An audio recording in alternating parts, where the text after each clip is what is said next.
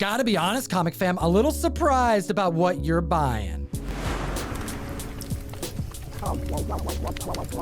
Another week, yet another list. Believe it or not. I mean, that's why we're here. Hit the subscribe button, slap the like button. We're talking about the runners up, the comics that didn't have quite enough sales to land on our Hot 10, but had record breakers nonetheless. Kicking the list off at number 10, we have Tales to Astonish, issue 36, the second appearance of Ant-Man. I love this book making the list, the second appearance of Ant-Man, but I want to take it back a couple issues with the first appearance in Tales to Astonish 27. First appearance of Hank Pym, which is more of a creature tale. You know, Hank Pym doesn't go full Ant-Man yet, but they will retcon it and give him the suit and suit him up as a super powered hero and have him be the founding member of the Avengers. We have a November 2021 high of nearly $6,000, and in January, a 5.5 of the book sold for $16,800.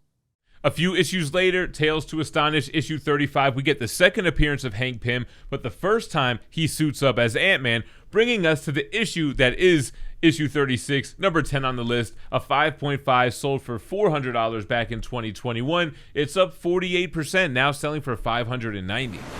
Now we're talking about 10 books from quite a larger list of over 20 this week over on Key Collector Comics, the Runners Up list. Utilize code TOM101 on the best comic app in existence to get this list prior to our video being released, and so you can take a look at the other record breakers that didn't make our list, but you gotta know they may be in your back issue bin. They may inspire you to hunt in directions you didn't expect. At the list at number 9, Fantastic Four number 16, debuting in 1963. We have the fourth appearance of Doctor Doom, the third appearance of the Wasp, the first appearance of Ant-Man outside of the Tales to Astonish title. Making it a triple key and prime for speculation, whether it's Doctor Doom or what's going on with Ant-Man and Wasp. We have a CGC 5.0. It sold for $500 back in January, and it's up now 45%, selling for $725. Up over $200 in under 6 months. Hot damn. Comic fam at the list at number 8. Showcase number 60, debuting in 1966. Silver Age first appearance of the Spectre, who actually first appeared in a Golden Age book called More Fun Comics, issue number 52 in 1940. Now, to give you some perspective on how difficult it is to secure that Golden Age comic, I pulled up GPA and I pulled up the CGC census.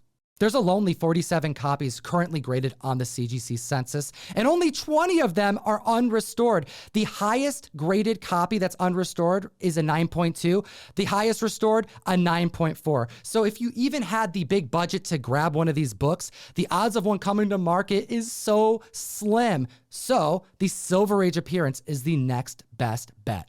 You know, I dig the Spectre. I like what I've read of the character so far, and I've had my eye on that omnibus. I want to give it a read-through. We have a CGC 9.0 that came to market for his first appearance. It sold for $576 back in February.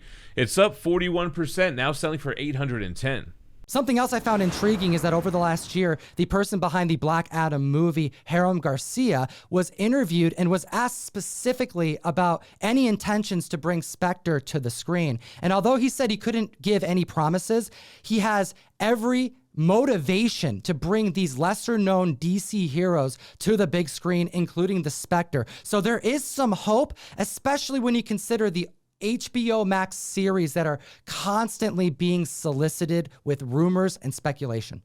Moving on over to number 7 on the list, we're going from the Spectre, this all-powerful being, to Uncle Scrooge in his first headlining comic in 4-color issue 386.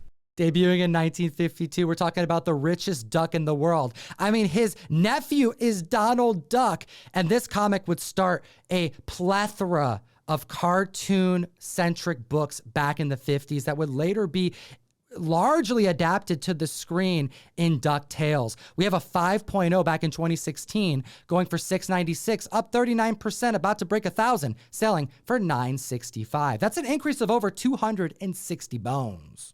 And DuckTales with one of the most iconic cartoon theme songs of all time. Blazing on over to number 6, we have Ghost Rider, issue 29. Debuting in 1978. Now, we were telling the members back on the Hot 10 Jam about keeping an eye out on reprints.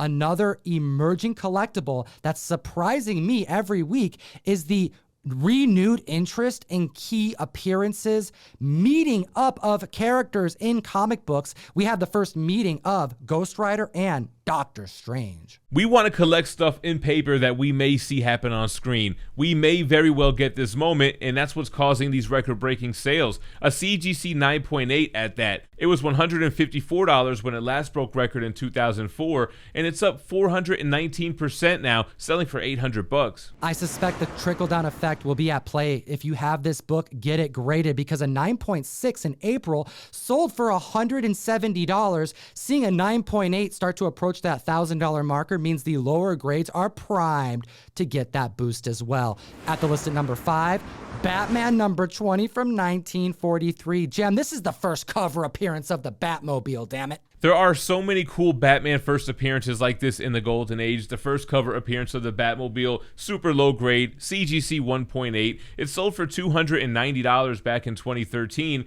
It's up 279% now, breaking the $1,000 mark, selling for $1,100.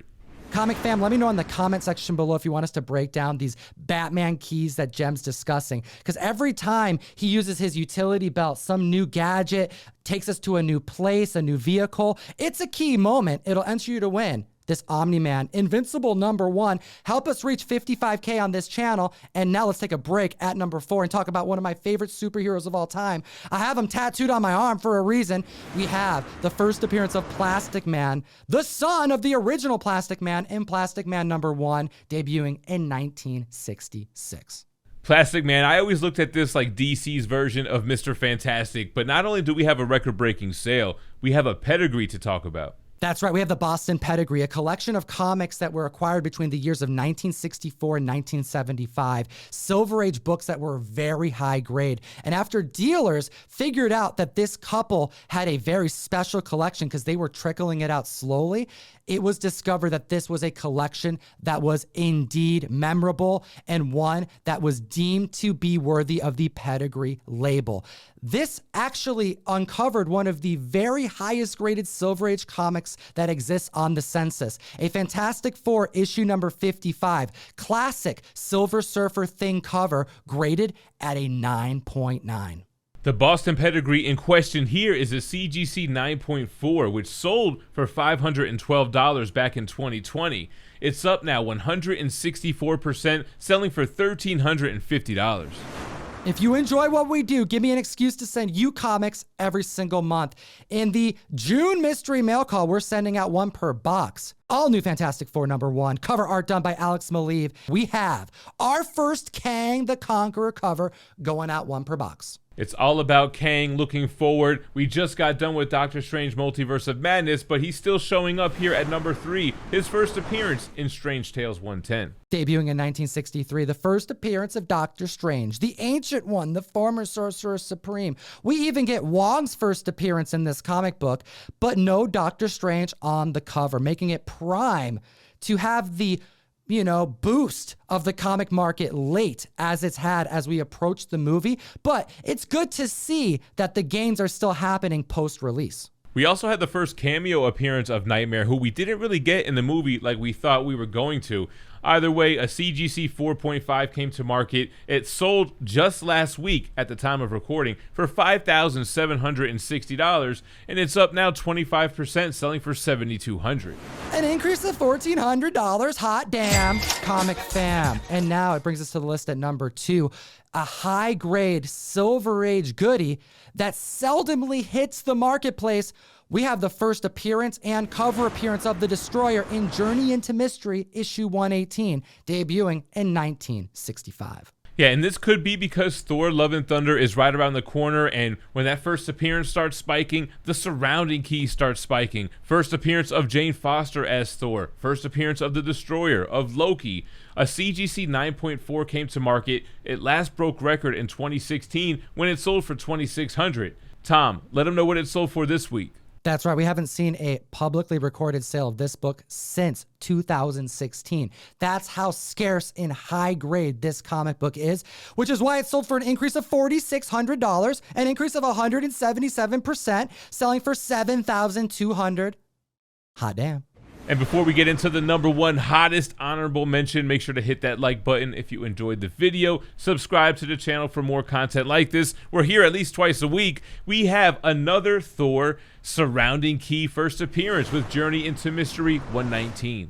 Now, this is the first appearance of the Warriors 3. However, I think the real reason why this is so wanted is that it's the second appearance of the Destroyer, coupled with the fact that it's ridiculously high grade. We're talking about a 9.4. Yes, this could just be a serious Silver Age collector because that CGC 9.4 last sold for $1,427 way back in 2011, and it's up now 489%. For an increase of nearly $7,000, this book just hit $8,400. You heard that right. Same grade as the first appearance, the second appearance selling for more than $1,000. Yeah, that's right. So we looked to the CGC census to see if maybe that's a reason why. Was this book more scarce, harder to come by?